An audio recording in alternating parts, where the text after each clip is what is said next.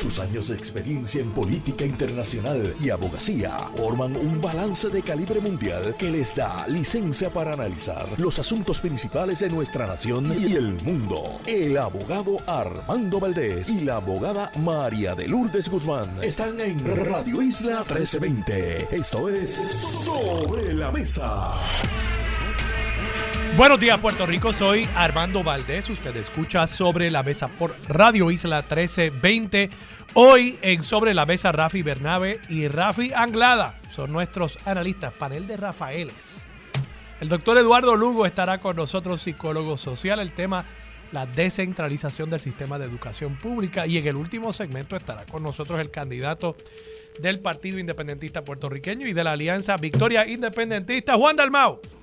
No se molesten conmigo, son los nombres de los partidos. Juan Dalmau estará con nosotros. Buen amigo, candidato a la gobernación. Hablamos con él sobre el inicio de esta campaña política. Además, como todos los días de lunes a miércoles, y hoy es miércoles que para ella sabe a viernes, Marilu Guzmán se sienta a la mesa y junto a ella analizamos todos los temas para hoy, 13 de diciembre del 2023. Son las 8:01 de la mañana. Los asuntos del país tienen prioridad. Por eso llegamos a poner las cartas sobre la mesa. Vamos a poner las cartas sobre la mesa de inmediato. Primero que nada, darle las gracias a la amiga Ivonne Lozada por estar aquí ayer en sustitución de Marilu Guzmán, expresión que estoy seguro será reiterada por nuestra amiga y colaboradora y analista aquí todos los días, Marilu Guzmán. Quiero comenzar hablando de temas relacionados con los tribunales. Dos noticias que hoy vuelven a estar en la palestra pública. El caso del feminicidio en el municipio de Gurabo de la joven Carla Rodríguez Ares. Y quiero tocar también el tema del hit and run, el caso de una muerte producto de un impacto, de un choque automovilístico y la fuga de este individuo que posteriormente es sentenciado por el tribunal meramente aprobatoria. O sea, no pisó la cárcel un solo día a pesar de haber provocado la muerte de una persona en un acto irresponsable que el tribunal adjudicó ya como responsabilidad de este individuo. Quiero hablar también sobre los alivios contributivos y una propuesta que ahora está circulando acerca de la posibilidad de que la Junta de Supervisión Fiscal permita que haya un alivio contributivo, pero solamente para un año. Y ese año es el año de las elecciones. Yo quiero hablar sobre eso porque si bien uno podría decir, bueno, estar restándole ingresos al Estado es una irresponsabilidad, podría conllevar eventualmente que volvamos a una quiebra. Me parece que decir que va a haber un alivio solo para los individuos, que obviamente ese grupo de individuos coincide con el grupo de electores, y solo durante el año electoral, pues me parece no solo irresponsable, sino que politiquero. Y el que la Junta de Supervisión Fiscal esté jugando la política de esa manera, pues creo que dice mucho. Y quiero hablar también brevemente, esto es simplemente para que nos gocemos las peripecias de nuestros políticos, particularmente de los políticos corruptos. Quiero comentar brevemente el testimonio ayer en el tribunal en el caso de María Milagros Charbonnier. Esto realmente lee como una comedia. Pero tristemente es la tragedia de la corrupción, pan nuestro de cada día aquí en Puerto Rico. Comencemos con el tema de los tribunales. Precisamente ayer, mientras yo discutía este tema en el programa, se me hizo llegar información acerca de los cargos por los cuales se le había radicado a este individuo que, de paso, para actualizar la noticia, ya su cuerpo ha sido hallado también, el cuerpo del agresor. Él, por lo visto, eventualmente, luego de estar en la fuga, evadiendo las autoridades por el vil asesinato de dos personas, no solamente su expareja, Carla Rodríguez Ares, sino también el actual compañero de esta mujer. Su cuerpo fue hallado cercano al lugar del asesinato y por lo visto él se cometió el suicidio, se mató la persona. Pues me habían pasado información acerca de los cargos que se le habían radicado a este individuo, y por lo visto la fiscalía no había radicado un cargo por escalamiento, sino que había radicado un cargo por apropiación ilegal, pero también había habido un cargo de agresión.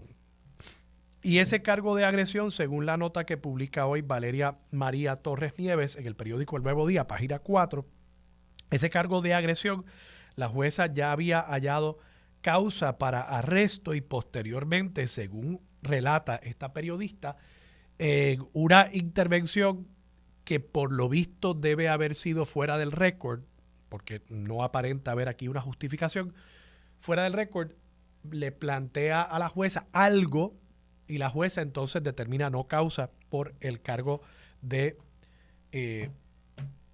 agresión.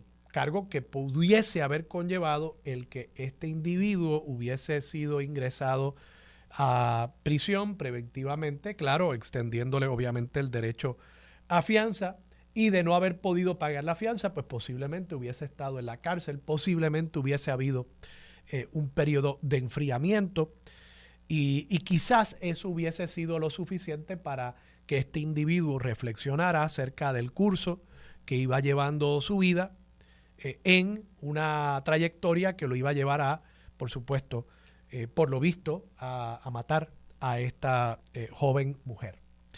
Eso no sucedió.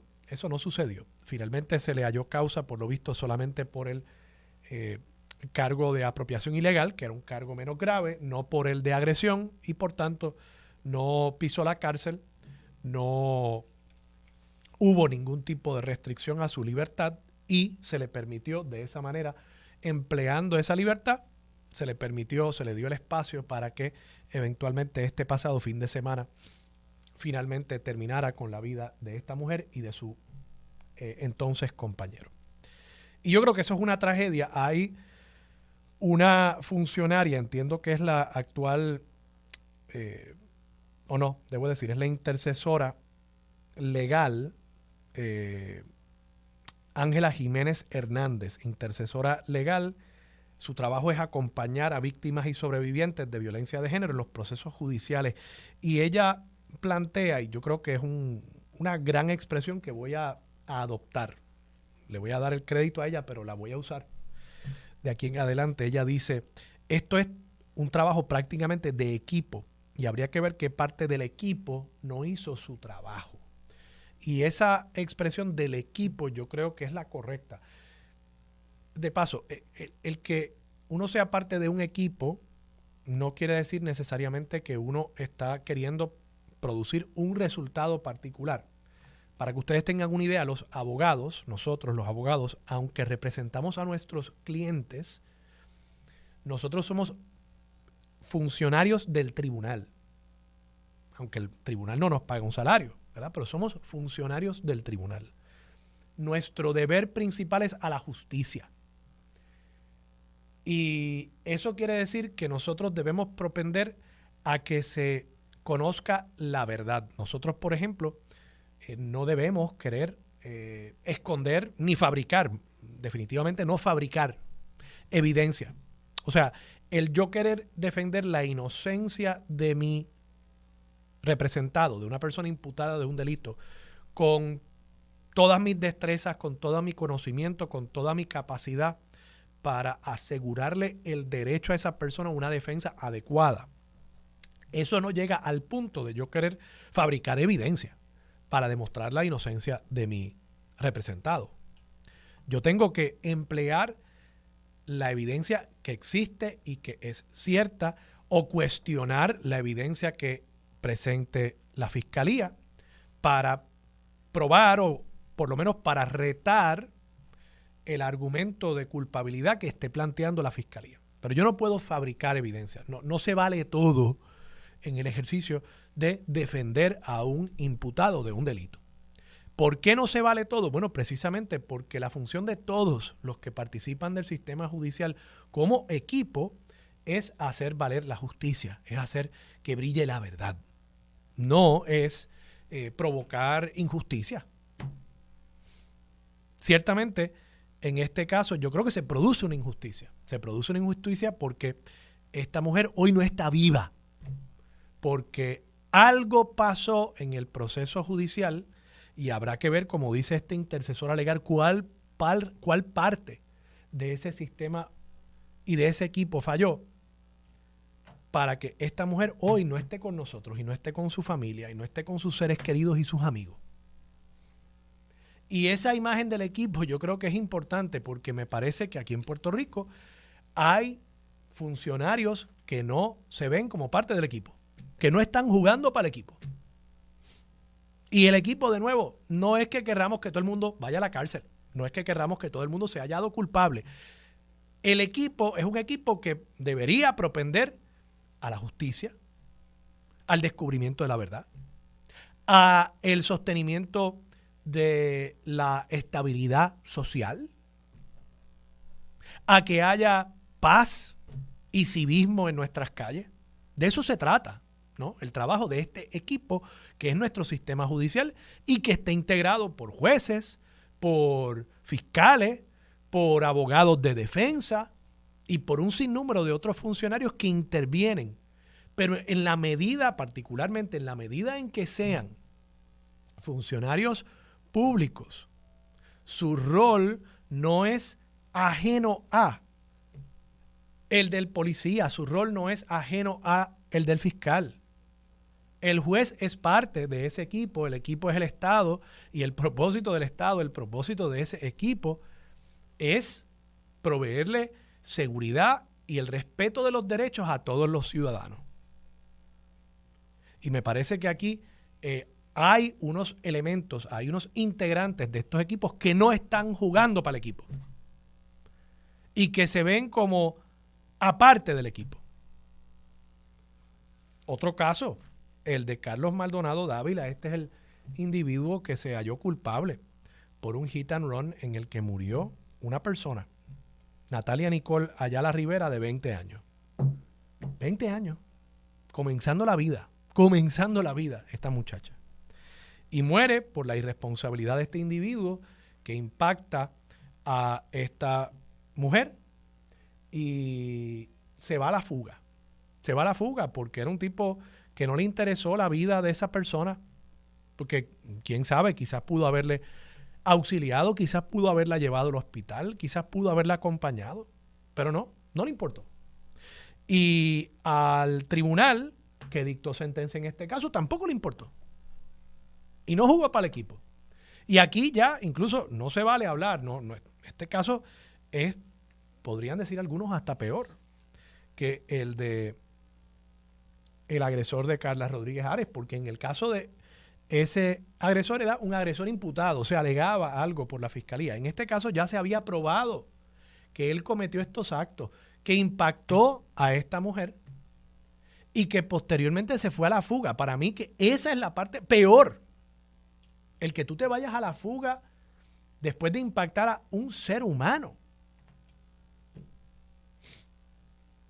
Y el tribunal encontró que pues, no había razón para que esta persona fuera ingresado a prisión, que lo que correspondía era una probatoria de 10 años, y esta persona no va a pisar la cárcel. Claro, ahora, y tengo que reconocer al Departamento de Justicia por hacer esto, el Departamento de Justicia está apelando esta sentencia suspendida y va a procurar que el Tribunal de Apelaciones imponga, o al menos revierta esta determinación, y que se imponga una sentencia para que pise la cárcel esta persona. Y de paso, quiero insistir en esto. Esto vuelve al tema del equipo. Esto no se trata de castigar a este individuo, Carlos Maldonado Dávila. Esto se trata de que si uno no demuestra que en Puerto Rico hay consecuencias por las acciones que toman las personas, las acciones irresponsables y negligentes que toman las personas, que esas acciones acarrean consecuencias, pues en nuestras calles lo que vamos a seguir teniendo es un desorden. Un desorden absoluto. Porque incluso va a haber personas que impacten a otros conductores y a otros peatones y que digan, bueno, es que yo salgo mejor. Yo me acuerdo del caso aquel de Carlos Maldonado. Muchacho, él salió súper bien. Él mató a una persona y no pisó la cárcel. Entonces, ese próximo caso va a pasar lo mismo. Va a pasar lo mismo. Y eventualmente, probablemente los sicarios se van a dar cuenta que es mejor matar a una persona tirándole el carro encima que una lluvia de balas. Y entonces, pues lo que vamos a tener de nuevo es el desorden en nuestras calles. Y tengo que insistir en esa imagen que ha plasmado en mi mente, por lo menos, esta intercesora legal. Estamos hablando de un equipo. El equipo es el Estado.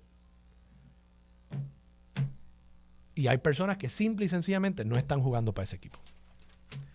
Brevemente, el caso de María Milagro Charbonnier, que se está ventilando aquí frente a Radio Isla 1320 al cruzar la calle Chardón. Gente, ustedes tienen que sentarse a leer. Yo por lo menos leí la nota que publicó Alex Figueroa Cancel en la página 12 del periódico El Nuevo Día de hoy. Ustedes tienen que sentarse a leer esto con una tacita de café, quizás un quesito de su panadería favorita, y disfrutar y deleitarse de las peripecias de esta representante María Milagros Tata Charbonnier, que se vendía como la más religiosa. Debajo del sobaco, esta señora andaba siempre con su Biblia. Y bueno, parece que quizás en la Biblia también ella escondía un par de billetitos, porque es que si usted lee esta nota, usted va a darse cuenta que esta gente estaba con una perse terrible. Esa perse no los llevó a tomar ninguna acción para mitigar las acciones que ya habían estado tomando. Ella alegadamente, según dice la testigo, una testigo que está cooperando con las autoridades, hay que decir, y que trabajaba con María Milagros Charbonnier, era una empleada de la oficina legislativa de esta representante, ex representante. Ella ha dicho que la representante Tata Charbonnier le había dicho que ella le daba un salario muy alto de $8,000 de paso a su directora de oficina, entiendo que es Sheila Mangual, y ese dinero lo recibía, era el salario más alto, básicamente uno de los 10 salarios más altos en el Capitolio, lo recibía porque entonces esa empleada le devolvía una cantidad del salario para cubrir una deuda que tenía Tata con el Servicio de Rentas Internas. Porque por lo visto, además de pilla, pues también estaba evadiendo. No sé por qué habrá tenido esa deuda con el Servicio de Rentas Internas, pero le debía unos chavitos, una chaucha, a el gobierno federal. Y entonces a través de este esquema, o sea, miren ustedes, si en efecto esto se prueba, miren ustedes lo bruto que hay que ser para querer pagarle al gobierno federal una deuda, esencialmente pidiéndole dinero, extorsionando a tus propios empleados. O sea, tú estás cometiendo un delito federal para pagarle a una agencia federal. Eso es una brutalidad en cualquier liga.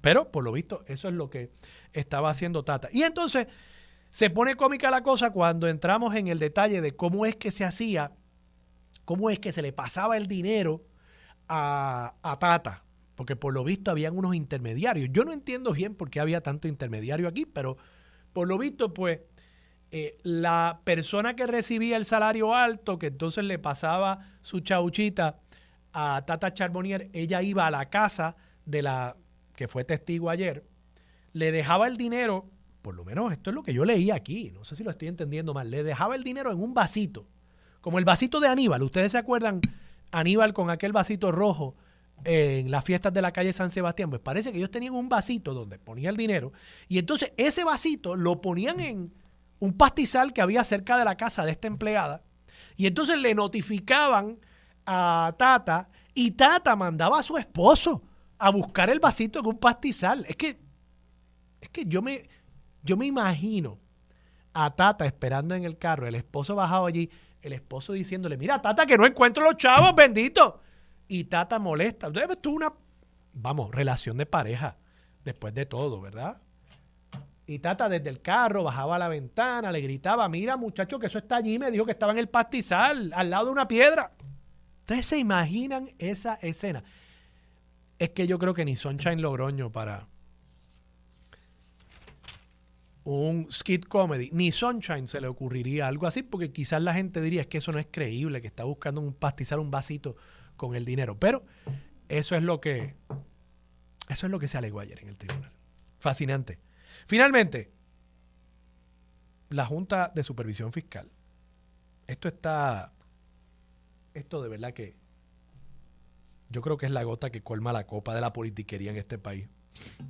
Leisa Caro firma esta nota del periódico El Nuevo Día, página 6 de hoy. El director ejecutivo de la Junta de Supervisión Fiscal, Robert Mujica, dejó ayer abierta la posibilidad de alcanzar acuerdos con la administración de Pedro Pierluisi dirigidos a conceder algún alivio contributivo a los individuos, pero advirtió que de concretarse la negociación, el beneficio estaría disponible solo para este año fiscal.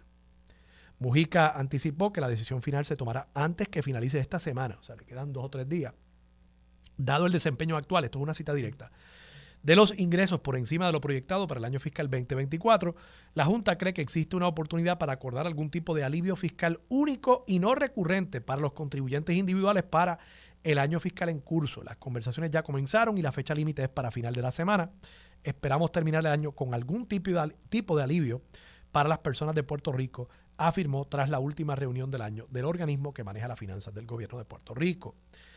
Queda claro, de paso, que este ahorro sería únicamente para los individuos, no habría uno para las empresas. Y de nuevo, lo más que me sorprende de todo esto es que sería un alivio contributivo solamente para un año. Ese año, año fiscal 2024, claro, coincide perfectamente con el año electoral también. Y bueno, pues eso me levanta mucha suspicacia. Esto me recuerda a cuando Luis Fortuño, en el año 2012, durante 3 meses, tomó una línea de crédito en la Autoridad de Energía Eléctrica para reducir artificialmente el costo de la luz. O sea, no es que el precio del petróleo había bajado, no es que la autoridad había logrado mayores eficiencias, no, es que el gobernador y la Junta de la Autoridad de Energía Eléctrica en aquel momento cogieron prestado para bajar el costo de la luz artificialmente. Y claro, ese préstamo hubo que pagarlo posteriormente en el primer año de la administración de Alejandro García Padilla. Entonces ahora la Junta está diciendo esencialmente, bueno, pues podemos dar un alivio, pero va a ser de solo un año.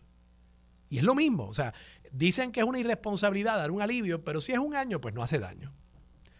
Y claro, el año, de nuevo, el año electoral y los platos rotos los estaremos pagando después. De paso, que yo soy de la visión de que hay que darle un alivio contributivo permanente a los trabajadores del sector privado. Digo, obviamente eso incluiría también a los del sector público, naturalmente, todos pagamos las mismas contribuciones. Y yo lo he dicho anteriormente y tengo que reiterarlo ahora. Mi recomendación sería que le presentaran a la Junta la reducción de 2% en el IVU. Yo sé que gran parte de ese dinero está amarrado a Cofina. Yo lo sé. No me lo tienen que decir. Pero esto no se trata únicamente de la parte jurídica. Esto se trata de una parte política y de una parte económica, de qué hace más sentido. Reducir el IVU es un alivio para todos los bolsillos, no solamente para los bolsillos que radican y pagan planilla. Eso sería un alivio también para las personas que no radican planilla, las personas que solamente cobran seguro social, o que quizás no tienen suficientes ingresos como para radicar planilla, o que radicando planilla no tienen una responsabilidad contributiva. Hay muchas personas que radican planilla y se les devuelve todo lo que se les retuvo, porque están por debajo de cierto nivel de ingreso.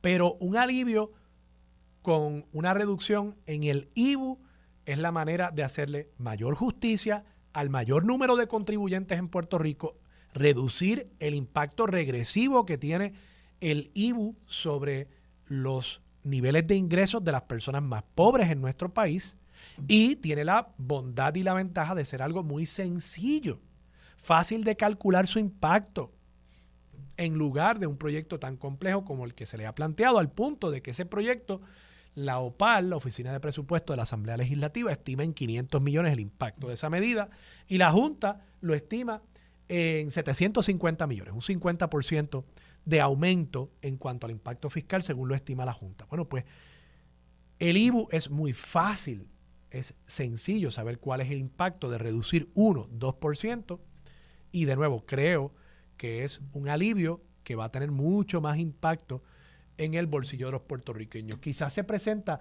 reducirlo en 2% y la Junta acepta un 1%. Bueno, pues mire, ya ahí tenemos una ganancia para el pueblo de Puerto Rico. Y no esta politiquería de dar un alivio supuestamente en las planillas de un solo año. Vamos a la pausa. Regresamos con Marilú Guzmán y mucho más de Sobre la Mesa por Radio Isla 1320. Quédate en sintonía. Conéctate a radioisla.tv para acceder y participar en nuestra encuesta diaria. Sobre la Mesa por Radio Isla. Los asuntos de toda una nación están sobre la mesa. Seguimos con el análisis y discusión en Radio Isla 1320. Esto es Sobre la Mesa.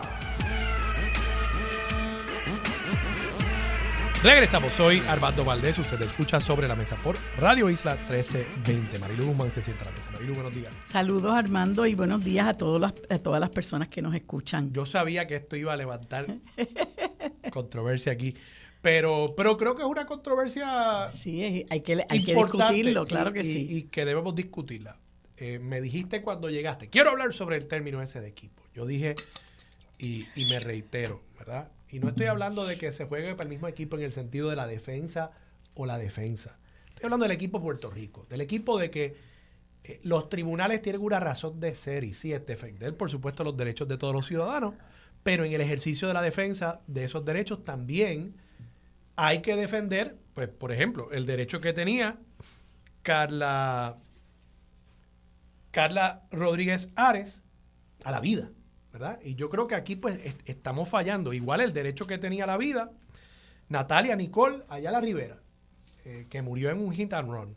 Entonces, yo creo que los tribunales tienen que entender que tienen una función como parte del trabajo de ese equipo que es Puerto Rico, que una sentencia de probatoria para este truán no es jugar para el equipo, porque es que ¿cómo es que este individuo no va a pisar la cárcel un día? No para buscar castigo, sino para buscar disuadir al próximo que choque contra un vehículo, contra un peatón o contra un conductor que se bajó de su carro, ¿no? Y ese es mi planteamiento, ¿verdad? No es que los jueces jueguen para el equipo de la defensa o jueguen para el equipo de la fiscalía, es simplemente que entendamos el rol de los tribunales en el sostenimiento de la paz y la convivencia social en nuestro país. Bueno, yo soy parte de ese equipo, ¿verdad? Y yo rechazo que se diga que los jueces tienen que ser parte del equipo. Los jueces son árbitros. Y cuando tú tienes un árbitro, ese árbitro no juega ni para un lado ni para otro. Entonces decir que y no lo digo porque tú lo menciones, sí, porque creo que tú estabas reproduciendo una expresión que hizo, no sé si fue una intercesora legal, que esa juega para un equipo, que es el equipo de las víctimas de violencia doméstica, pero los jueces no forman parte de ningún equipo. Y creo que transmitir ese mensaje transmite una idea errónea de que nosotros como ciudadanos, por la postura que asumamos con relación a un caso en particular, tenemos que decirle a un juez lo que tiene que hacer o a una juez lo que tiene que hacer. Y yo creo que los jueces en muchas ocasiones pudieran equivocarse, en otras ocasiones pudieran errar en la interpretación de la ley, y el fiscal tiene una postura y uno como abogado de defensa o abogada de defensa tiene otra postura, pero el juez no juega ni para mi equipo, ni para el equipo de la fiscalía, ni para el equipo de los intercesores legales, no juega para ningún equipo, juega para su propia conciencia y tiene que actuar con total independencia judicial. El juez no se puede sentar allí, y una de las cosas peligrosas de plantear que el juez tiene que jugar para un equipo es que vayamos allí y le amedrentemos al juez en cada caso que vayamos diciéndole si pasa algo después es culpa suya. Y esas son cosas que están ocurriendo tristemente porque los jueces y las jueces son seres humanos que sienten y padecen, pero están allí para evaluar una prueba. Yo también escuché que tú comentaste, lamentablemente ahí no pude escuchar todo tu comentario en el sentido de que te llegó una información de la prueba que se desfiló. La denuncia. Ajá, y que aparentemente no había denuncia por escalamiento. No se radicó por escalamiento. Pues fíjate, ayer me parece que fue que ayer que tú estabas comentando, partiendo de la premisa de que eso se había hecho, lo que a mi juicio era más que lógico. Porque una persona, si tú tienes evidencia que una persona entró a esa propiedad, lo primero que tienes que erradicarle es un escalamiento. De acuerdo. Y si no lo haces... Y ahí falló parte del equipo. Y si no lo haces... por eso, pero yo eso lo rechazo porque la Fiscalía tiene su equipo y la defensa tiene su equipo. El juez es un árbitro. Es como cualquier juego donde un árbitro tiene que cantarlas como las ve. Yo no puedo abanderizarme ni con una parte ni con otra. Yo tengo que evaluar la prueba que usted me trae con total objetividad. Y hay una de las cosas que también hay que aclararle a la gente. Se pasan llenándose la boca con la cintila de evidencia. Mire, el fiscal en todo el proceso de justicia criminal tiene la obligación de presentar todos los elementos de un delito. Y si uno de esos elementos se le queda, el juez tiene que determinar no causa por ese delito. En este caso fue peor, por lo que tú me comentas. En este caso ni siquiera se presentó la denuncia por escalamiento. No el de escalamiento. Porque si tú me dices a mí que se presenta una denuncia por escalamiento y el tribunal arbitrariamente decide determinar no causa, pues tú dices, diablo, pero presentaron la denuncia por escalamiento y está la prueba ahí de que él irrumpió en esa propiedad, cámara, ¿verdad? Claro, entonces la prueba, por lo que ha salido en la prensa, era de escalamiento. Pues entonces tú no le presentas una prueba de escalamiento, pues el tribunal no puede determinar causa por escalamiento, que es un delito que hubiera podido conllevar que se le fijara una fianza porque es un delito de naturaleza grave. A lo mejor el individuo no lo hubiera podido prestar, o si la hubiera podido prestar le ponen un grillete y eso hubiera obrado en protección de esta joven, cuya muerte tiene que, ¿verdad? Tiene que entristecernos a todos como todas las personas que han fallecido con estos feminicidios y además con la ola criminal que estamos viviendo y que se manifiesta de diferentes maneras. Pero yo tengo que rechazar, como abogada de defensa, tengo que rechazar que se le transmita al país que el juez, que los tribunales forman parte del equipo, en este caso de la fiscalía, ¿verdad? Mire, juez, usted tenía que hacer esto. No, yo hago lo que yo entiendo que tengo que hacer, porque para eso yo tengo la toga puesta, para eso yo soy el árbitro, y todos los árbitros son neutrales, y los jueces tienen que actuar de conformidad con su conciencia, analizar la prueba que se le presenta, y de acuerdo a lo que se le presente allí, y dicho sea de paso, la prueba que se presenta es tanto de la fiscalía como de la defensa, porque si la defensa presenta prueba, el tribunal la tiene que aquilatar. Y si no presenta prueba, pero conduce un contrainterrogatorio, esa prueba que surge de ese contrainterrogatorio también la tiene que aquilatar, porque los abogados estamos allí para hacer un trabajo. Ahora, si no hay la prueba, pues yo no puedo determinar causa y tristemente, bueno, pues hemos visto un resultado, pero lo que tú planteas da base a que las cosas hay que analizarlas con detenimiento, porque ya ayer se estaba en los medios llegando a unas conclusiones y claro, se despelleja al juez o a la juez, y me parece que eso es negativo para el proceso judicial, porque los jueces son seres humanos que se sienten atacados y la independencia y la objetividad con la que actúan puede verse también en riesgo, y es bien peligroso. Los jueces son árbitros, los jueces no pueden jugar para ningún equipo, como no sea el equipo de su conciencia. Marilu, vamos a la pausa, regresamos con más de Sobre la Mesa por Radio Isla 1320. Quédate en sintonía, conéctate a radioisla.tv para acceder y participar en nuestra encuesta diaria. Sobre la Mesa por Radio Isla. Los asuntos de toda una nación están sobre la mesa. Seguimos con el análisis y discusión en Radio Isla 1320. Esto es Sobre la Mesa.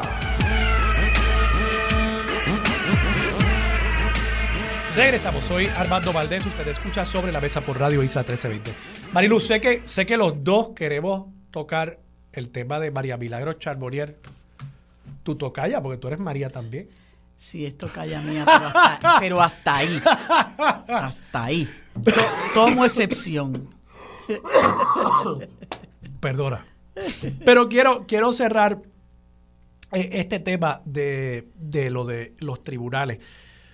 Yo sé que la palabra que usé es controversial. De nuevo, estoy citando lo que dijo una intercesora legal.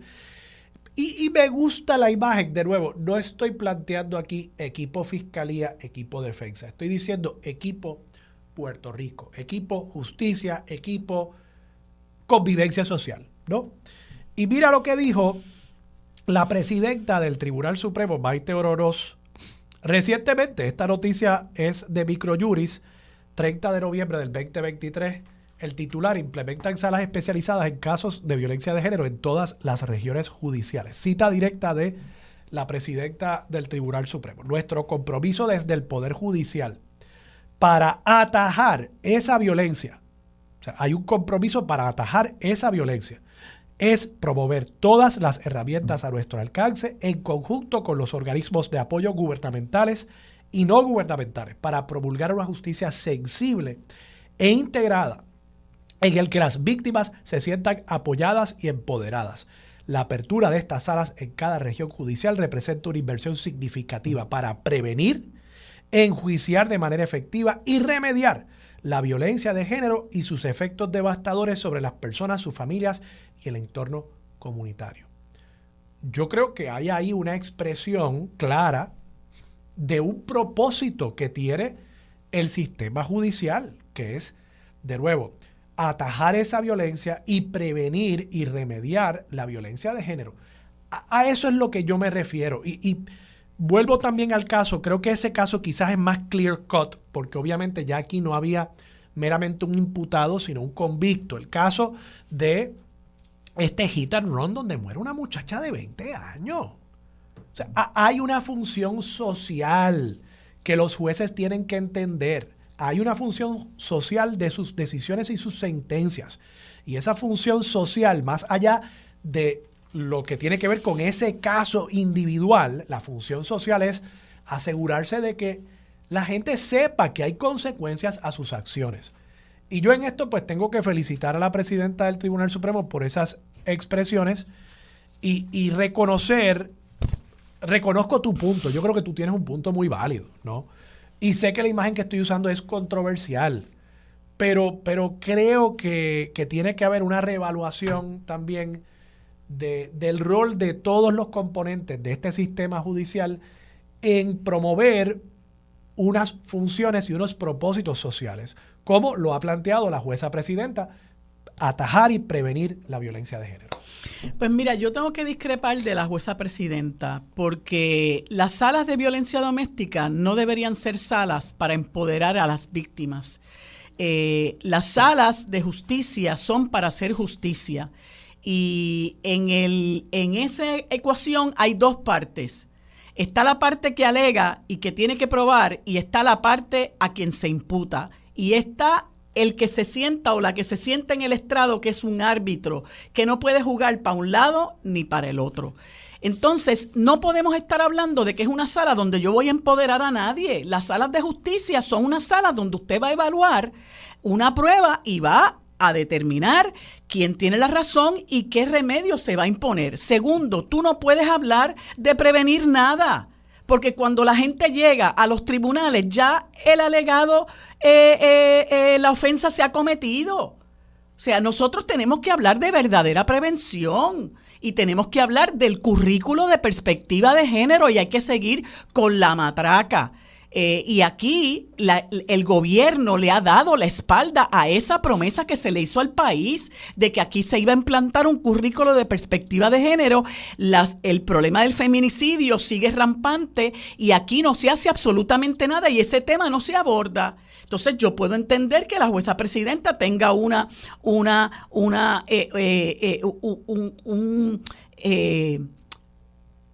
preocupación particular, pero los tribunales no están para empoderar a ninguna parte.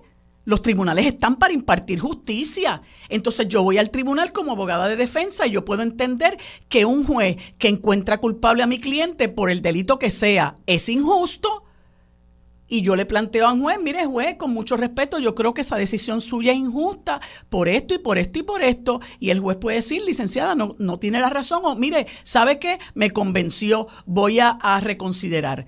O muchas veces uno dice, mira, yo estoy representando a esta persona, pero este caso no está bueno para ti, así que nosotros vamos a hacer nuestro trabajo y vamos a procurar que los derechos tuyos como imputado o imputada se respeten, porque tiene que haber un balance. Nosotros no podemos ir a una sala de un tribunal pensando que tenemos los topos cargados. ¿Por qué? Porque yo estoy exigiendo desde acá afuera, en los medios de comunicación y en donde quiera que me pare, que ese juez juegue para mi equipo. Eso no puede ser así. El juez es un árbitro y el juez tiene que ver quién tiene o no tiene la razón. Y a veces uno se va desencantado porque le fallan en contra y uno entiende que es injusto, y lo mismo le pasa al fiscal. Se va desencantado, o a la fiscal, porque entiende que el juez fue injusto, pero el juez es el juez y la juez es la juez y decide lo que entiende que corresponde con arreglo a derecho. Y yo creo que eso en muchas ocasiones es nuestra posición. Por eso yo me quejo, porque nosotros los abogados de defensa en muchas ocasiones sentimos que estamos en desventaja, porque se lleva un mensaje de que el juez tiene que encontrar culpable a la persona, de que el juez, mire, esto es una vista pro forma porque aquí no es más que una cintila.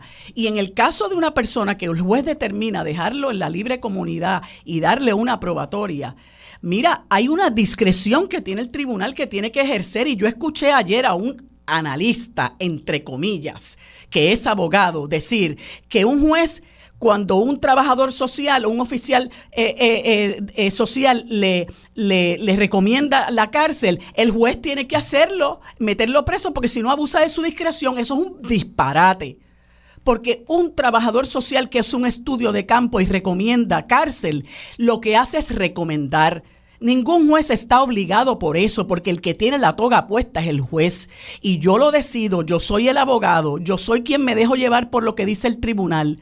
Ahora, si usted, un trabajador social, rinde un informe donde evalúa todas las condiciones de vida de esa persona y le dice, mire, esta persona es acreedora a una probatoria, y el juez aún así lo mete preso, ahí usted puede alegar que hay un abuso de discreción, porque esa persona no representa un riesgo para la comunidad.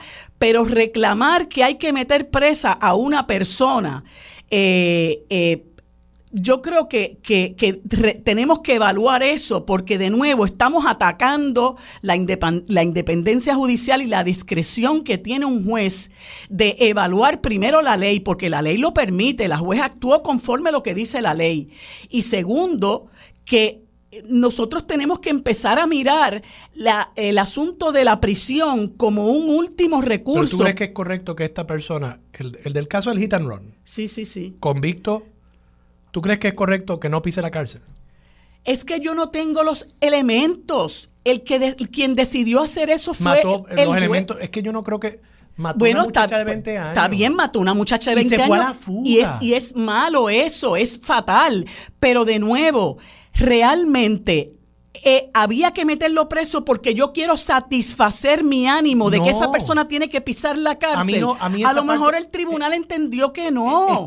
Es que precisamente yo he planteado, y ahí es donde voy al tema de la justicia, de nuevo, en nuestro país, y de la función social de los tribunales, que tienen una función social. Esto no se trata de castigarlo, esto no se trata de ser punitivo. Claro que es castigo, claro que es punitivo. Que pise la cárcel, por supuesto. Tendrá ese elemento, pero el problema para mí es el próximo que mate a alguien en la calle. El juez lo tiene que evaluar en sus méritos. El que mate a un familiar mío o tuyo. No, pero es que yo no me puedo poner en esa posición, porque una persona que le haga daño a un familiar mío, entonces yo pierdo toda objetividad y a lo mejor lo quiero estrangular. Eso, pero yo no puedo funcionar desde la perspectiva subjetiva. Pero yo lo que quiero es evitar que le pase a un familiar tuyo. No lo vas a evitar metiéndolo preso a él, no lo vas a evitar. El problema es mucho más profundo. Y no lo promovemos haciendo esto. No lo creo. No lo creo, porque esto no es un delito intencional. Si hubiera sido un delito intencional... Bueno, irse a la fuga. Irse a la fuga después de impactar a alguien. Eso no es intencional. Pero Armando, la ley permite que vaya a la libre comunidad en sentencia suspendida. Lo que la gente tiene que entender es que la juez no abusó de su discreción. Fíjate, yo nunca he planteado eso. Yo no estoy diciendo que abusó de la discreción, y coincido contigo en que lo que planteó el compañero analista, no lo conozco, no lo escuché, está mal. Obviamente los jueces tienen esa discreción. Yo tengo también la libertad de expresión a través de estos micrófonos para cantarlas como las veo. Claro. Y yo creo, creo que es una conversación que como sociedad debemos tener, porque los jueces por demasiado tiempo se han entendido ajenos al resto de la sociedad. No creo. Yo creo que tirar la crítica across the board no es justo. Bueno, no todo, no no todo. Pero el tribunal no ha querido admitir y aceptar críticas a la gestión de los jueces, y muchas veces se ha ido contra abogados que han hecho señalamientos. Y yo creo que eso ha provocado que los jueces se entiendan como personas que están dentro de una torre de marfil, ajenos al resto de la sociedad. No todos los jueces, tienes toda la razón, no quiero generalizar. Y yo tengo muchos amigos jueces, de paso, que son grandes jueces, pero de nuevo, creo que tenemos que tener esta conversación. No es censurar a los jueces, no es provocar que sean residenciados, no es plantear que están abusando de su discreción. Evidentemente la jueza tenía discreción para hacer esto. Eso no se ha planteado aquí. Pero de nuevo la pregunta es, ¿qué es justo y qué propende al propósito social de los tribunales de evitar el próximo caso de Hit and Run? Quédate en sintonía. Conéctate a radioisla.tv para acceder y participar en nuestra encuesta diaria. Sobre la mesa por Radio Isla. Los asuntos de toda una nación están sobre la mesa. Seguimos con el análisis y discusión en Radio Isla 1320. Esto es Sobre la Mesa. Bueno, amigos, como les dije hace unos instantes, hoy es miércoles y como todos los miércoles conversamos con el doctor Rafael Bernabe, senador por el Movimiento Victoria Ciudadana, y el licenciado Rafael Anglada. Perdón, a ambos les damos los buenos días y las gracias por acompañarme en este espacio. Buenos días, ¿cómo están? Muy bien, muy bien. Saludos a ti, a Rafi y a todas las personas que nos escuchan. Buenos días a ambos y a Puerto Rico. Bueno, quería salirme un poquito de los confines de nuestro archipiélago, ¿verdad?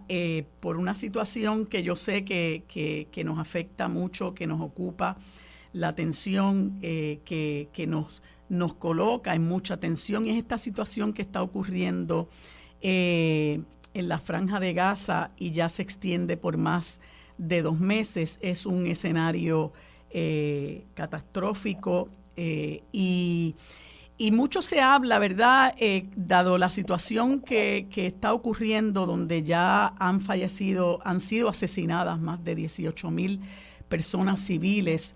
Creo que se excede el número de 7,000 de niños. Pues se ha empezado a hablar de lo que ocurre con la Franja de Gaza y que es un lugar donde se lleva a cabo o es un escenario de apartheid y de colonialismo. Y como sé que ustedes ambos son estudiosos de esos temas, me gustaría un poco discutir los paralelismos que tiene esa situación con la situación nuestra como puertorriqueños que vivimos en una colonia, que somos también un país ocupado, aunque claro está, la situación de Gaza pues jamás y nunca es igual a la nuestra. Pero sí hay unos temas en profundidad y hay unas situaciones que no son comunes, y es ese hecho de ser ocupados por una potencia como lo es Israel, que tristemente pues tiene el aval de los Estados Unidos. Cada día esos dos países se quedan más solos en prolongar este genocidio. Y en el caso nuestro, bueno, como aquí no está ocurriendo ese tipo de matanza, pues muchas personas piensan que vivimos en democracia y que estamos de lo más felices, ¿no? Pero me gustaría conversar con ustedes sobre los paralelismos que encuentran entre una situación y la otra, y comenzamos con el senador Bernabe.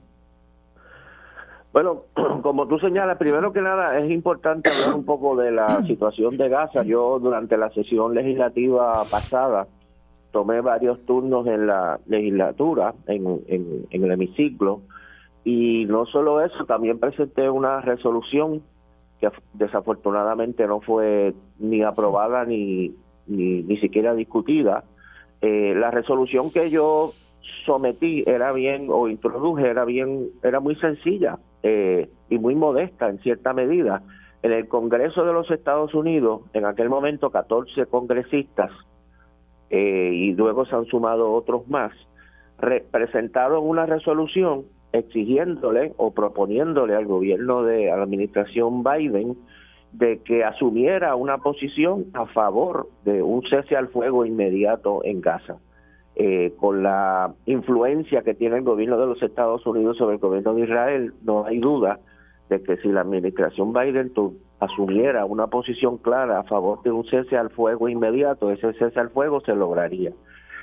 Y la resolución mía lo que planteaba era que nuestra legislatura, como hace muchas veces con otras medidas en el Congreso, se solidarizara con esa medida y solicitara al Congreso de los Estados Unidos que aprobara esa resolución de a favor de cese al fuego para pedirle a la administración Biden que actuara en esa dirección. ¿Por qué razón yo presenté esa resolución? Porque, como tú bien sabes, la invasión de Gaza por parte de Israel, o el ataque a Gaza por parte de Israel, surge como resultado de las acciones de Hamas del 7 de octubre. Y sobre las acciones de Hamas el 7 de octubre podemos tener una larguísima discusión. Yo personalmente condeno los ataques en contra de civiles por cualquiera, por quien sea, Hamas, Israel o quien sea, pero independientemente de lo que uno piense de lo que pasó el 7 de octubre y lo que hizo Hamas el 7 de octubre, no se justifica como respuesta a esas acciones actos de lesa humanidad o actos de crímenes de guerra. Y cuando tú bombardeas, lo que está pasando en Gaza es que hay una población de 2.2 millones de personas en un territorio muy reducido, y sobre esa población civil se está bombardeando, como tú dices, ya por 2 meses, se está bombardeando de manera indiscriminada, con el resultado que todo el mundo puede esperar en una situación como esa, que es más de 20,000 muertos, más de 8,000 o 9,000 niños muertos como resultado de esa situación. Además de que a esa población desde el principio se le ha cortado prácticamente el acceso a la energía, el acceso a los alimentos, el acceso al agua potable, el acceso a todos los elementos esenciales para la vida. Así que es un acto, como dije, de lesa humanidad, son crímenes de guerra que se están cometiendo a la vista de todo el mundo.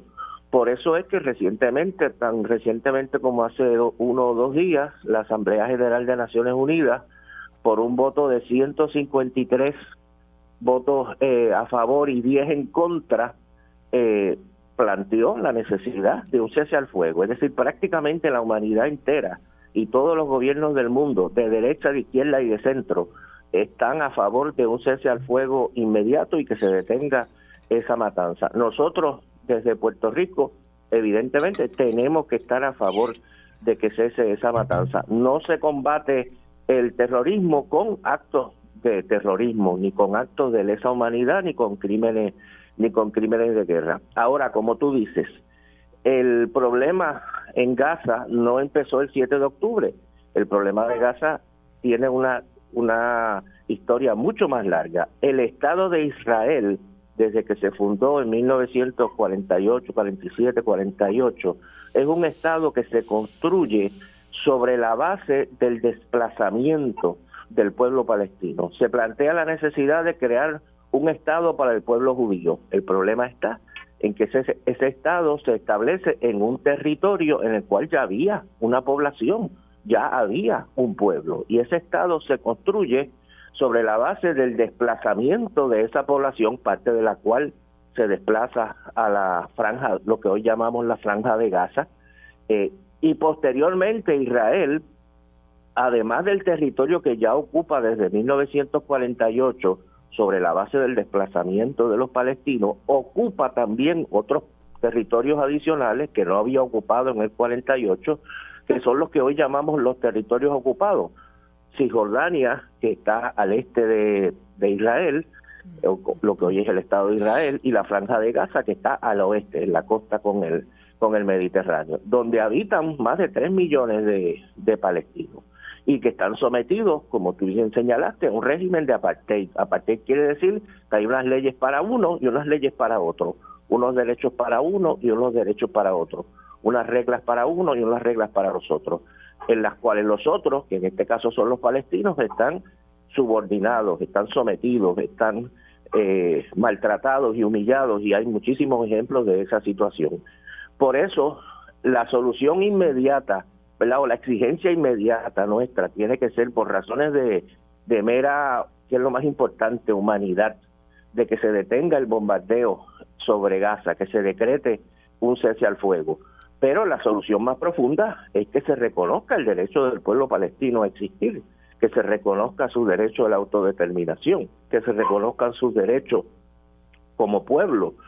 Y es la única manera en que se va a lograr en algún momento la paz. Ningún pueblo puede, como yo planteé muchas veces en el debate que se dio, ¿verdad?, cuando cogí turnos en la legislatura, ningún pueblo puede tener seguridad, ni puede tener libertad, ni puede ser libre mientras oprima a otro pueblo.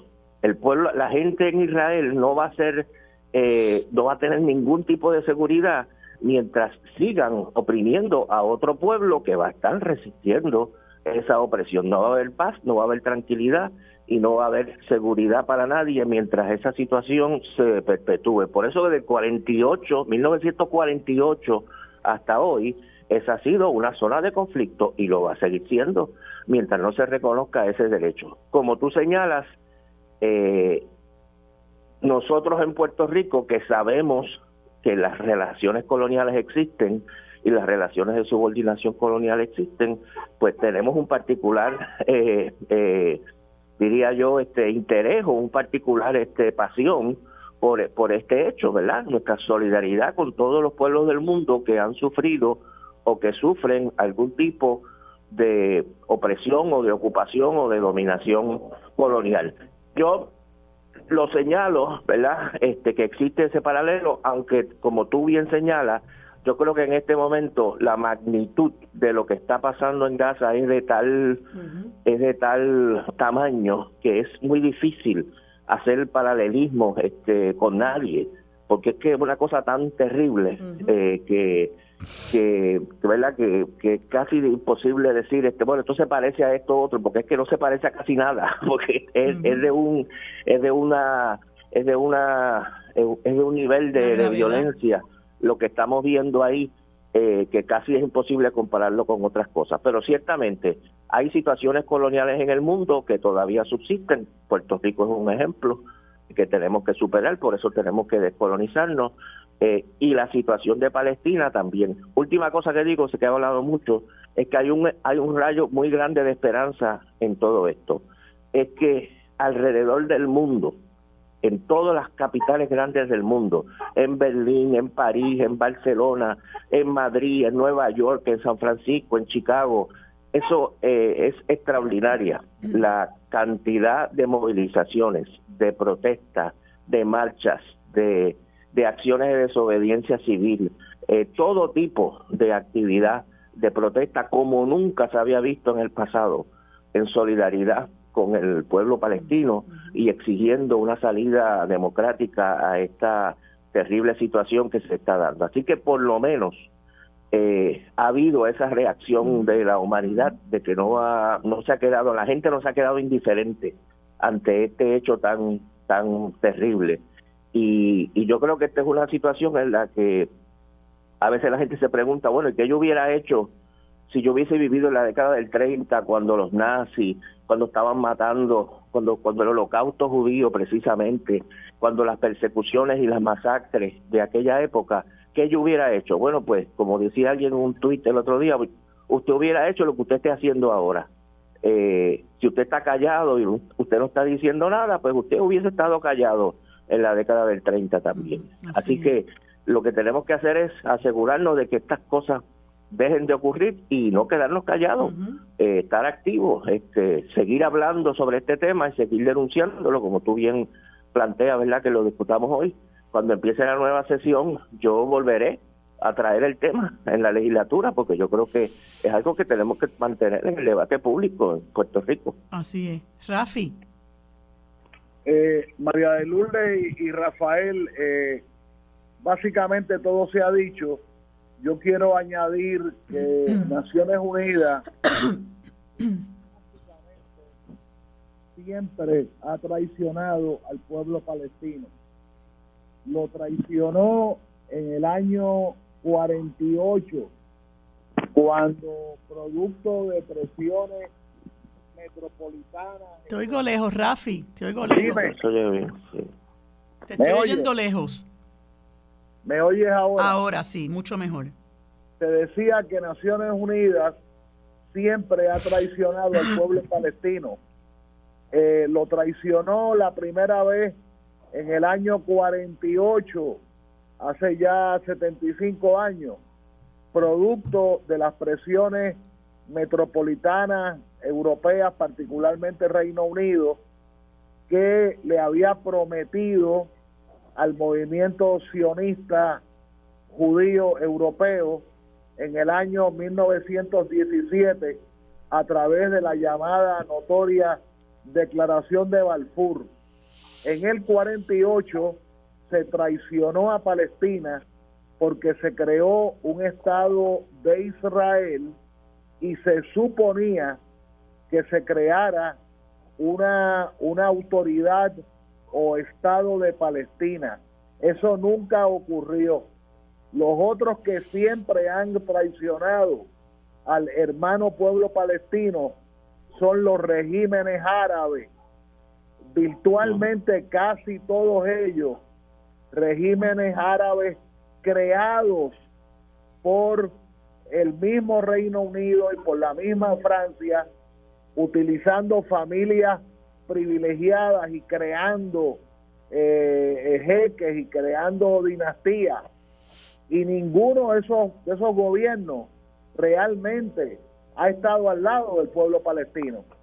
Y entonces estamos viendo, llegando a Gaza, un territorio muy pequeño. El geógrafo Carlos Severino lo identifica, creo que con el espacio de Arecibo, donde hay 2 millones y pico de habitantes. Imagínate. Donde se han inmolado particularmente mujeres y niños.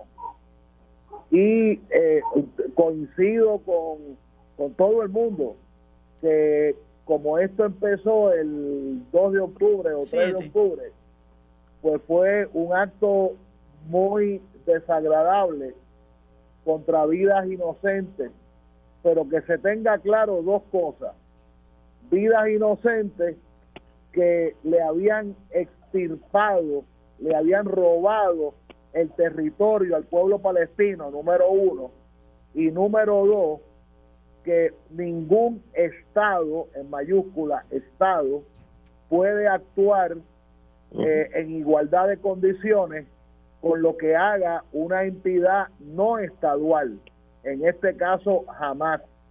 Lo que hizo Hamás es una partícula de lo que hicieron los terroristas judíos que crearon el Estado de Israel en el año 47.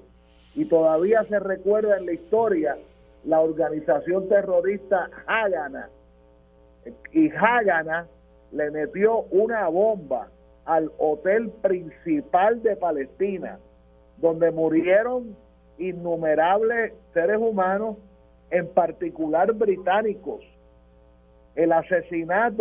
Los asesinatos de la organización terrorista Hágana, que eventualmente se constituyen en padres y madres fundadoras del nuevo Estado de Israel en el año 48. O sea que esta pelea es vieja. Este asunto no es asunto de tierra sagrada. Tierra sagrada es toda la tierra. Lo que es sagrado para los judíos, pues a lo mejor en otro lugar es sagrado para los budistas y en otro lugar es sagrado para alguna otra denominación.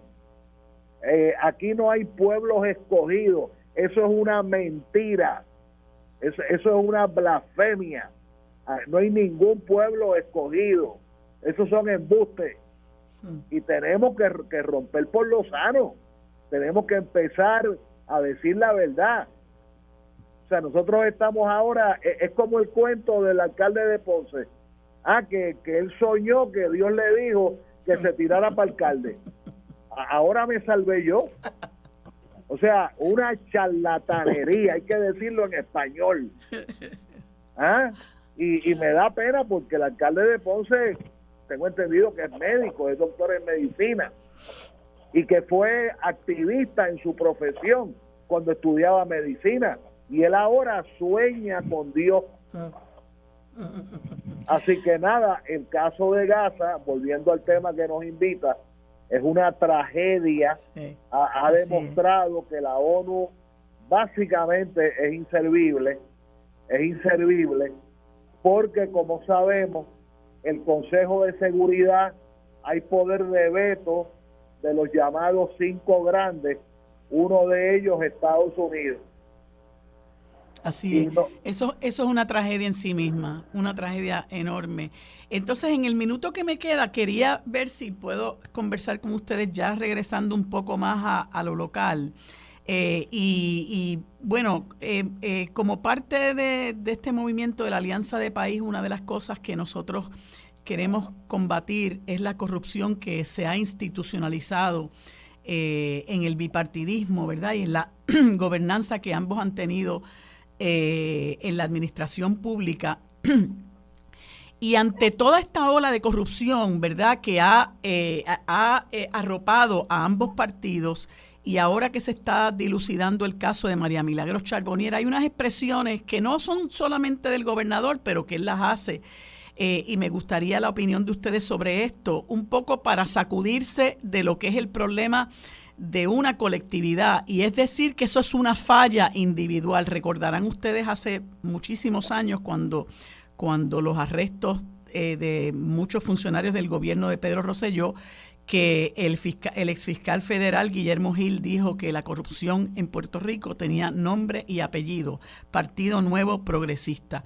Y en este momento él pretende como desligarse, ¿verdad?, de esa mácula que ha caído sobre su colectividad a lo largo de muchas décadas, y habla de que es una falla individual. ¿Cómo respondemos a esa expresión del gobernador, Rafi Bernabe? Bueno, lo que pasa es que ya son demasiados individuos, y cuando tú sumas la cantidad de individuos que han habido, pues ya te das cuenta de que no es un problema individual, que es un problema institucional. Yo diría de los dos partidos, aunque un partido quizás se haya destacado más que el otro en ese proceso.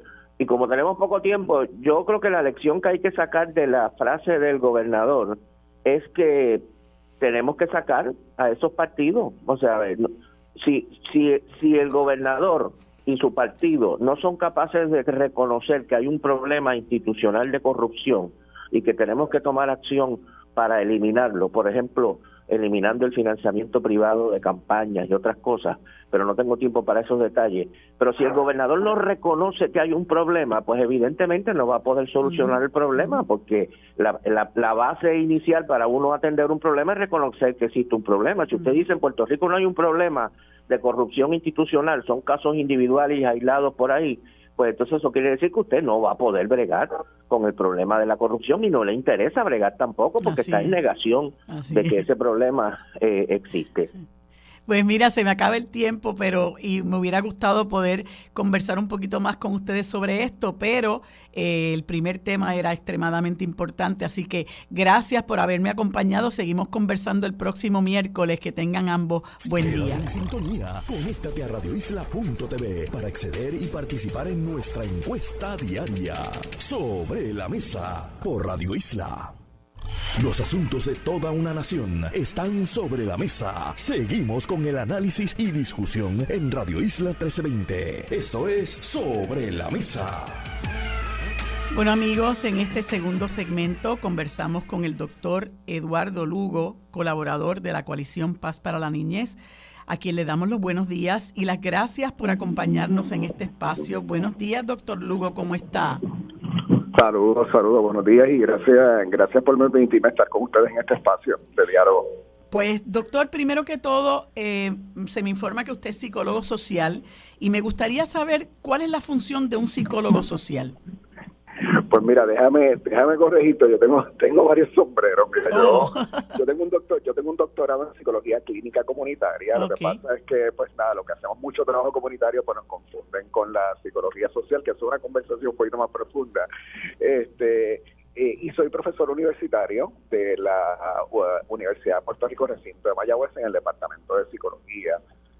Básicamente, ¿verdad? Como persona que trabaja desde la psicología clínica comunitaria, nosotros pues sí, evidentemente estamos muy preocupados por los problemas de salud mental, pero vemos los problemas de salud mental no solamente como algo biológico, ¿verdad? Sino lo vemos en función de las condiciones que vive la gente, o sea, que condiciones como la pobreza, condiciones como la desigualdad social, la violencia, la corrupción, ¿verdad? Muchas otras cosas que nosotros vivimos en el país a diario, sabemos que tienen un impacto en la salud mental de la gente, y el cambio entonces no viene solamente a través del método tradicional de la terapia, sino que viene a través de tratar de cambiar estas estructuras que provocan ese dolor, ese síntoma en la gente. Así que por ahí un poquito eso, ¿verdad? Y la otra función que tuve por mucho tiempo y que pues me gusta destacar es que soy director ejecutivo de la organización Impacto Juventud, y he trabajado con la Comisión para combatir la pobreza infantil de Puerto Rico y erradicar la desigualdad social.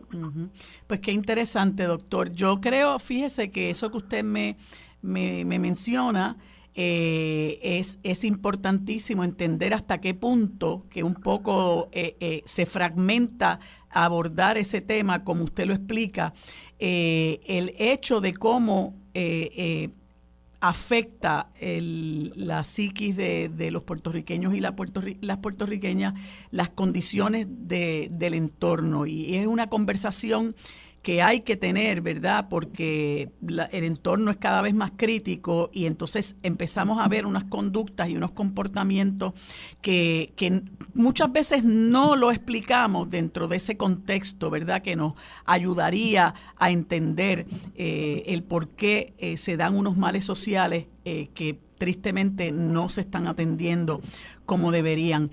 Pero el tema que nos ocupa es lo que se ha venido hablando ya desde hace unos meses, que es la descentralización del sistema de educación en Puerto Rico. Es algo que mucha gente no lo entiende, y me gustaría que usted nos conversara sobre las bondades o las maldades, ¿verdad?, por decirlo de alguna manera, de la descentralización del sistema de educación. Pues mira, te refieres a lo que el Departamento de Educación denominó como el proyecto IDEAR, y el proyecto IDEAR siempre me gusta recalcar el apellido de esto, ¿verdad? Nosotros nos hemos profundizado en hablar sobre descentralizar, que ciertamente es una de las misiones de ese proyecto IDEAR, pero también está la misión de despolitizar, y yo no sé si es que perdemos la esperanza de que en este país podemos politizar o podemos sacar la política partidista de algo, pero a mí me gusta recalcarlo porque sigue siendo la meta de muchos de nosotros el poder lograr esa función de sacar a los partidos políticos de las decisiones de lo que es la educación de nuestra gente, ¿verdad? Y siempre, ¿verdad?, va a haber algún tipo de influencia política. Yo detallo que lo político siempre va a estar ahí. Lo político es distinto a lo político partidista, ¿verdad? Yo creo que desafortunadamente, ¿verdad?, a través de se mezclan los conceptos. Sí, se mezclan los conceptos, y entonces no queremos hablar sobre política porque entendemos que hablar sobre política es política partidista, y todo lo contrario, ¿verdad? Las decisiones educativas son decisiones políticas. Incluso durante el verano hubo un grupo de nosotros, ¿verdad?, que voluntarios, que de manera voluntaria no trabajamos para el Departamento de Educación, sino que colaboramos particularmente para tratar de garantizar lo que era esa voz ciudadana dentro de la consulta. Esa consulta se dio en verano. Fue una consulta donde participaron maestros, directores, algunos jóvenes, algunos padres y madres. Y sí te puedo decir, ¿verdad?, desde lo que no son las bondades, ¿verdad?, desde lo que es las dificultades del proceso, que se dio en un momento donde pues mucha gente estaba de vacaciones, así que evidentemente la convocatoria fue complicada para poder conseguir participación, pero aún así hubo participación, y una de las cosas que escuchábamos de parte de nuestra gente era lo difícil que era sacar la política partidista de esto, ¿verdad? Y que para nuestras comunidades era importante no solamente la descentralización para poder tener manejo económico, tener el manejo de poder adquirir lo que eran los recursos que necesitaban, poder modificar currículos, poder tomar decisiones que fueran decisiones pertinentes para sus escuelas y para sus regiones, ¿verdad? Que no necesariamente era lo que se piensa siempre, ¿verdad? Desde el nivel central. Lo importante que era esa despolitización, o lo que yo siempre llamé despartidización, ¿verdad? Uh-huh. Así que en ese proceso estamos ahora. Esto tiene unas bondades y tiene unos peligros, ¿verdad? Si nosotros nos vamos a nivel internacional, uno de los peligros grandes que vemos nosotros, ¿verdad? Lo que hemos estado trabajando desde ciertos sectores comunitarios, es que el proceso de descentralización se ha utilizado en otros países, no necesariamente en todos lados, se ha utilizado como una estrategia para poder privatizar. Y eso es algo que nosotros estamos bien pendientes, ¿verdad? Sin embargo, cuando se presenta el proyecto de IDEAR se presenta como un proyecto que no pretende la privatización y que tampoco pretende cambiar la ley 85. Yo como persona que vengo de la academia, ¿verdad? Y que vengo del sector comunitario, pues esas cosas las cojo con pinza, ¿verdad? Son cosas que uno tiene que estar muy pendiente, porque sí, evidentemente hay elementos en el país que les gustaría proliferar las escuelas charter, que les gustaría, ¿verdad? Mover el sistema educativo en una dirección distinta. Pero por otro lado, yo también te diría, y aquí es que nosotros estamos apostando, que tenemos una oportunidad histórica de nosotros como ciudadanos tener una mayor participación en la inherencia de lo que es las decisiones que se toman en nuestras escuelas. ¿Okay? En este momento nosotros estamos en un punto, bueno, déjame darte un poquito de historia. Después que se hicieron durante el verano, se hicieron 10 consultas a través de Puerto Rico. Se recopiló esa información y durante los últimos meses se han estado dando diferentes mesas de planificación para entonces poder llevar a cabo unos pilotos para ver entonces cómo funciona esto, ¿verdad? Y que podamos entonces a través del piloto, yo soy académico, ¿verdad? Así que el piloto requiere un diseño, requiere una investigación, una evaluación, cómo funciona esto y cuáles son las mejores prácticas. Se escogieron 3 regiones para hacer el piloto: la región de Bayamón, la región de Ponce y la región de Mayagüez. En Ponce tenemos gente que son de Guánica, Guayanilla, Yauco. En el área de Mayagüez, que es donde estoy yo, porque yo fui electo al CAL, lo que se llama el CAL, que es el Consejo Asesor de lo que se llama el Local Education Agency, ¿verdad? Yo fui electo al de Mayagüez como representante académico. Pues nos hemos empezado a reunir para hablar, ¿verdad? O para ejecutar lo que van a hacer estos pilotos. Y ahí estamos en este momento. Y no sé si me callo porque puedo seguir hablando, pero quiero saber si tienes alguna pregunta sobre eso. No, me resulta muy interesante este asunto de los pilotos, ¿verdad? Y claro, uno de los objetivos, según usted me hablaba, es el asunto de la despolitización del sistema de educación en Puerto Rico, que lamentablemente, hablaba yo ahorita con el senador Rafael Bernabe, la forma en que se ha entronizado la corrupción en este país, pues en gran medida se debe precisamente a esa politización, ¿verdad? Personas que están inmersas en las agencias del gobierno con un objetivo que no es el de establecer política pública, como usted muy bien señalaba, sino entronizar la politiquería, y eso pues obviamente desvía lo que debe ser los objetivos de una buena gobernanza. Así que ¿cuándo usted cree que se pueda ver resultado de estos pilotos que usted dice que se van a establecer en estas 3 regiones? Mira, antes de contestarte esa pregunta, te quiero hablar sobre la palabra gobernanza. Una de las cosas que ha sido centrales, ¿verdad?, en este proceso de IDEAR ha sido el tratar de fomentar la participación ciudadana. Yo voy a echar hacia atrás. Yo quiero destacar lo que ha sido en Puerto Rico el impacto del huracán María, ¿verdad? El huracán María, todos nosotros sabemos que fue algo devastador para nosotros.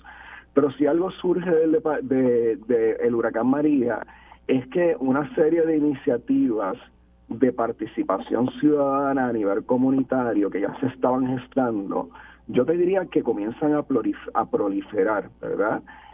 ¿Por qué? Por muchas razones, entre ellas, ¿verdad? Porque en la inmediatez del huracán nosotros sentimos como pueblo de que el gobierno no tuvo la habilidad de poder suplir las necesidades del país, así que hay una serie de movimientos comunitarios gestados desde el asunto del problema del agua, desde los problemas energéticos, desde los problemas de acceso a servicios de salud, y por ahí puedo hacer una lista larguísima, ¿verdad? Desde el punto de vista educativo, yo mismo tengo un proyecto en Peñuelas, que es un proyecto gestado comunitariamente para apoyar la educación de niños en el área de Peñuelas.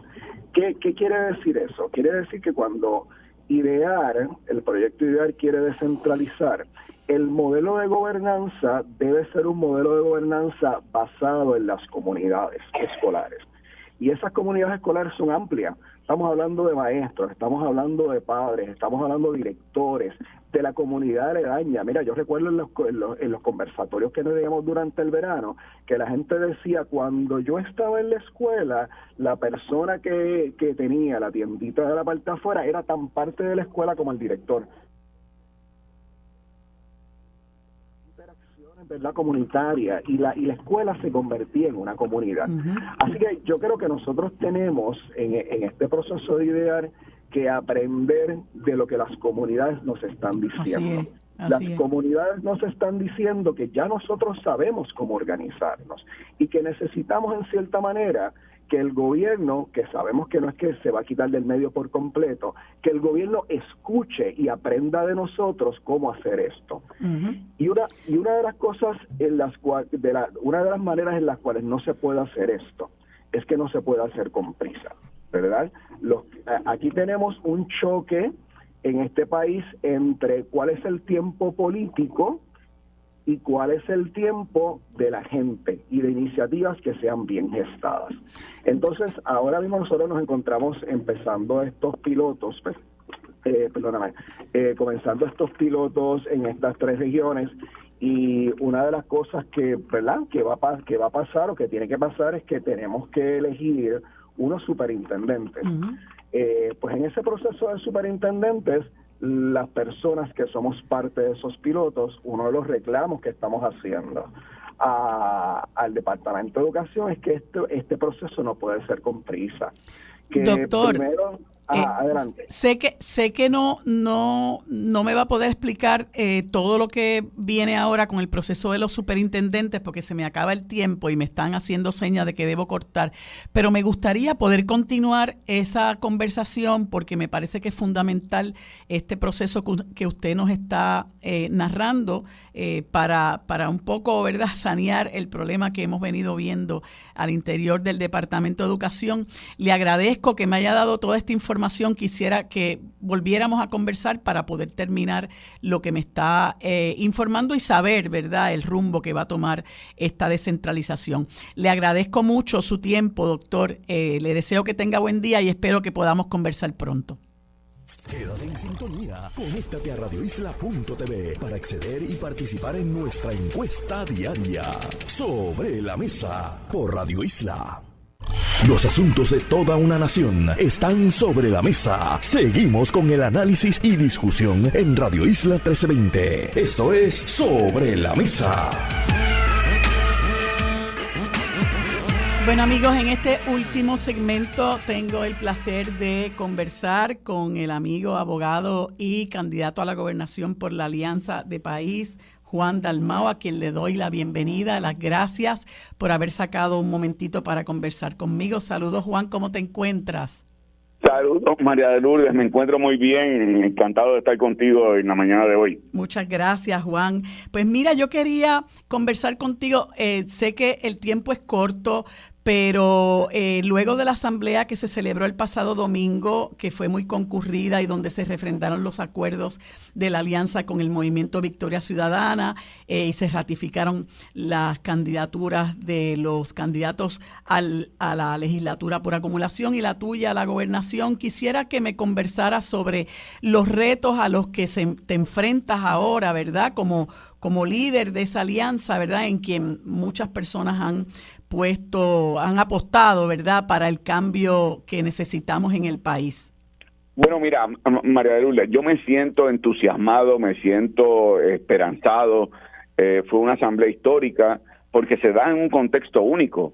Es el momento en donde Victoria Ciudadana y el PIB echan a un lado, ¿verdad?, lo que son sus egoísmos institucionales y le presentan al país candidaturas a todos los puestos electivos. Y esto es algo que no ha pasado en tiempos modernos. La última vez que ocurrió fue cuando existía aquello que se llamaba la coaligación, que permitía la ley electoral en el 1948 y que, ¿verdad?, pues una ley electoral tan antidemocrática aprobada por el PNP y Partido Popular, en donde evitan que puedan hacerse esos entendidos para darle al país y al elector la oportunidad de un cambio necesario y urgente.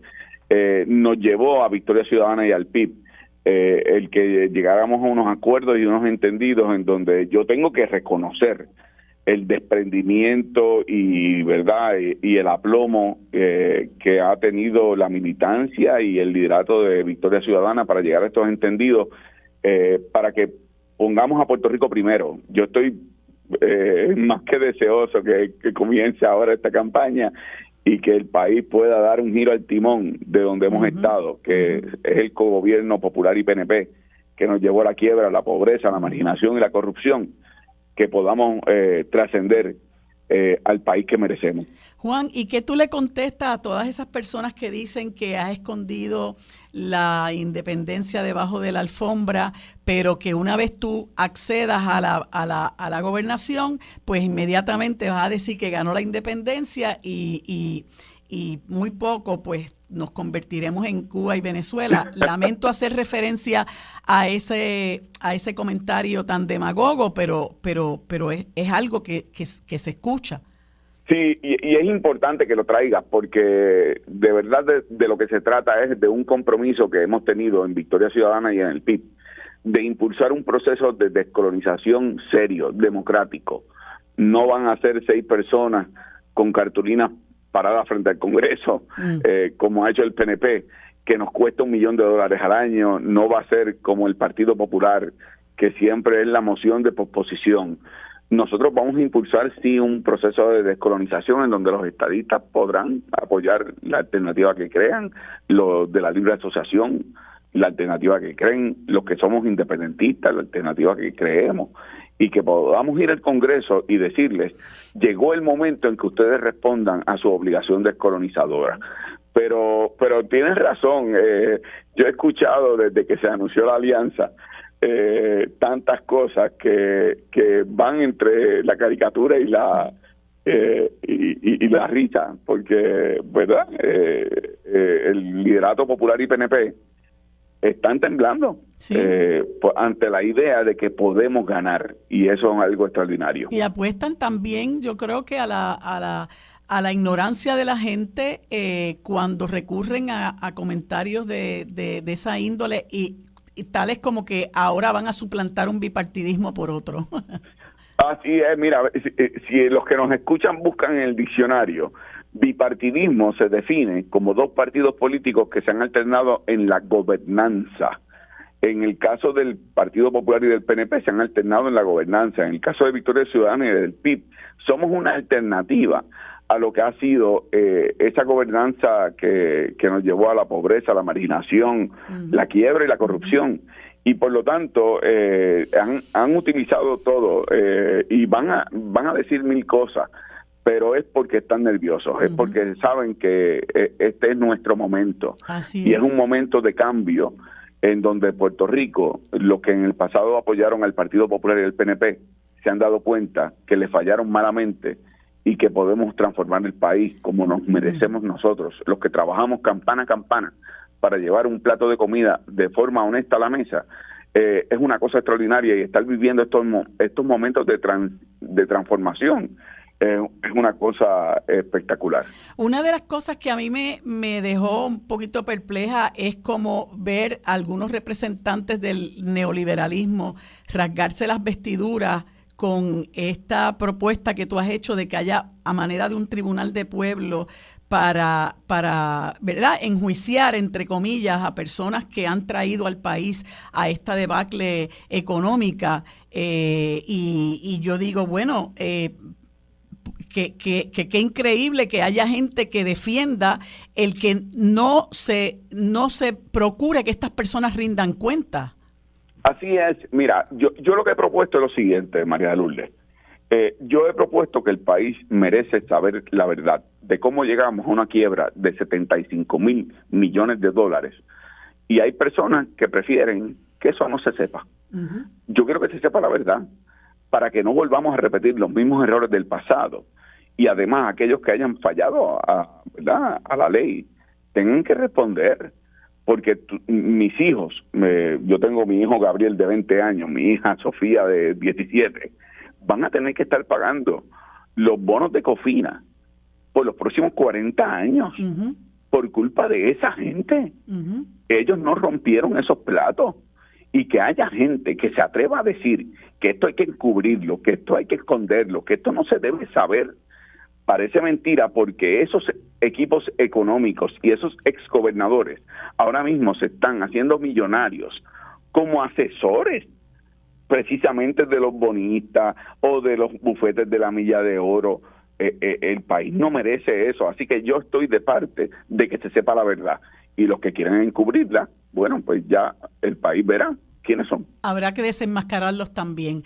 Pues Juan, te agradezco, lamento que el tiempo siempre sea corto, pero te agradezco de verdad de todo corazón. Y sabes que siempre mi respeto, mi admiración, y vamos para adelante. Este es otro país y vamos a hacer cosas extraordinarias. Ahí estaremos apoyándote en la ruta hacia la victoria de la Alianza de País, porque creemos que la alianza es la esperanza. Muchas gracias, Juan, por tu tiempo. Mucho éxito en esta ruta que emprendes ahora. Amigos, hasta aquí el programa Sobre la Mesa. Gracias por habernos acompañado. Nos vemos el próximo lunes.